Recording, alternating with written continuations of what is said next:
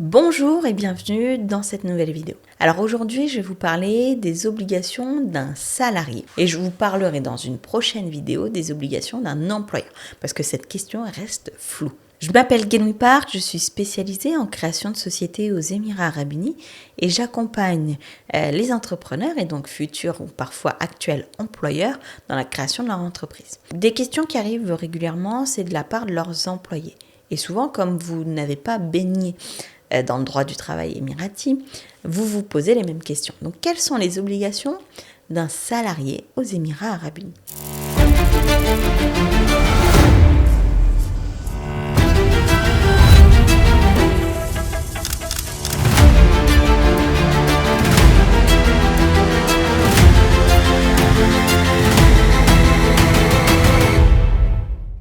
Alors déjà, première chose, tout simplement de fournir le travail auquel il s'est engagé dans le contrat de travail.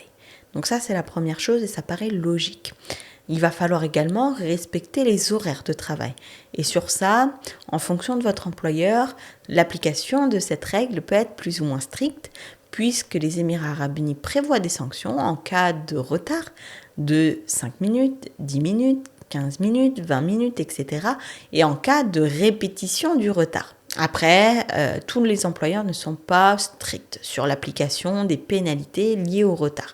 Mais vous êtes censé être à l'heure. Vous êtes censé également respecter le matériel de votre employeur. Jusqu'à présent, aucune surprise. Vous êtes également censé respecter le nombre de congés payés que vous a donné votre employeur.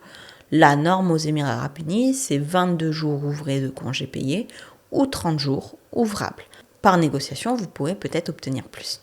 Donc ça, c'est dire la logique. C'est ce qui paraît assez raisonnable et c'est finalement ce à quoi vous êtes engagé. Et pour autant, la question est régulièrement posée. Finalement, il n'y a qu'une seule tâche qu'un salarié doit vraiment faire aux Émirats Arabes Unis et qui lui appartient, c'est ce qu'on appelle l'assurance chômage, donc le Unemployment Insurance, qui est à la charge complète du salarié. L'employeur n'a rien à voir avec cette assurance chômage et n'a pas à prendre en charge cette assurance chômage. J'ai fait une vidéo déjà sur l'assurance chômage, mais je vous en touche quelques mots. C'est une obligation pour tous les salariés en mainland, à défaut vous aurez une amende, et c'est une option pour les salariés en free zone. En quoi ça consiste concrètement ? Vous allez cotiser. Alors en fonction de votre niveau de salaire, en fonction de si votre salaire est inférieur ou supérieur à 12 000 dirhams, vous allez cotiser chaque année pour pouvoir avoir le bénéfice de l'assurance chômage. Généralement, la cotisation varie en fonction que vous gagnez plus ou moins de 16 000 dirhams de salaire par mois. Si vous gagnez moins de 16 000 dirhams de salaire par mois, l'assurance chômage s'élève à 5 dirhams plus TVA, donc 5% de 5 dirhams, tous les mois.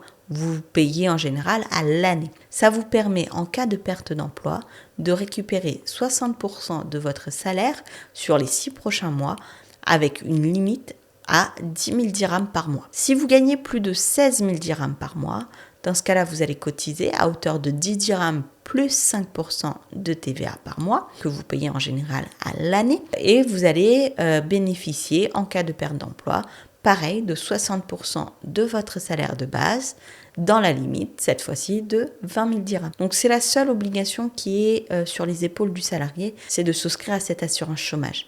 Parce que l'assurance santé est à la charge de l'employeur, le visa résident est à la charge de l'employeur et le salaire est à la charge de l'employeur. Si jamais vous avez besoin de visa famille, ça c'est purement de l'ordre de la négociation. Et ce n'est pas une obligation de l'employeur. Donc, salarié, une seule obligation, l'assurance chômage. Si vous avez pu en bénéficier depuis que ça a été mis en place, n'hésitez pas à me faire un retour d'expérience dans les commentaires pour m'expliquer si ça a bien fonctionné, si ça a été respecté par l'administration. Et sur ce, je vous souhaite le meilleur et je vous dis à très vite dans une prochaine vidéo. Concrétisez votre projet de société aux Émirats Arabes Unis en prenant rendez-vous avec nous dès maintenant.